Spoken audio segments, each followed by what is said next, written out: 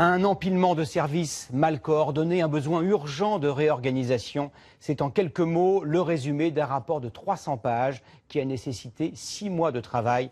Les parlementaires membres de cette commission d'enquête devaient répondre à une question simple. La France, 6e puissance mondiale, a-t-elle su réagir à l'agression terroriste dont elle a été victime? Thibault Malandrin et Camille Vigogne-Lecoat ont lu attentivement ce rapport. C'est le sentiment d'une mère de victime présente ce matin à l'Assemblée. Ma fille devrait être en vie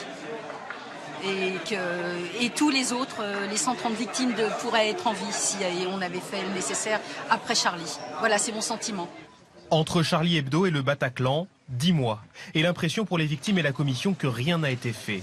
Après 190 entretiens, 200 heures d'audition et des déplacements en France, comme ici au Bataclan, et à l'étranger, notamment à Molenbeek, les députés ont rendu public ce matin leurs 40 propositions. En premier lieu, une refonte totale du renseignement pour d'une part permettre une meilleure coordination des services et d'autre part identifier de manière claire le patron de l'antiterrorisme en France. Ensuite, diminuer progressivement le nombre de militaires engagés dans l'opération Sentinelle, présent mais malheureusement inutile le 13 novembre.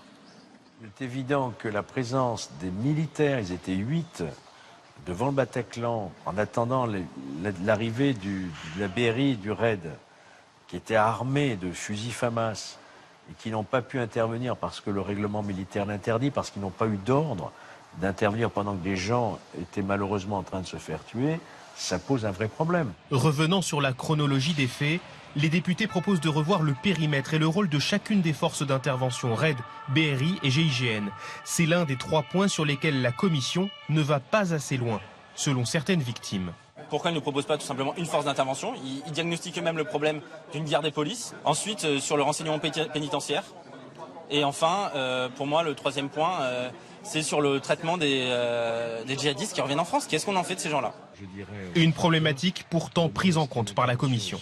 On ne peut pas laisser ces gens au prétexte qu'ils n'ont pas commis d'actes, alors que nous savons qu'ils reviennent des théâtres extérieurs, nous savons qu'ils sont radicalisés, nous ne pouvons pas les laisser dans la liberté totale, c'est pas possible. Les députés préconisent une réponse judiciaire plus forte pour les personnes condamnées pour des faits de terrorisme et une meilleure prise en charge des victimes, notamment sur le long terme.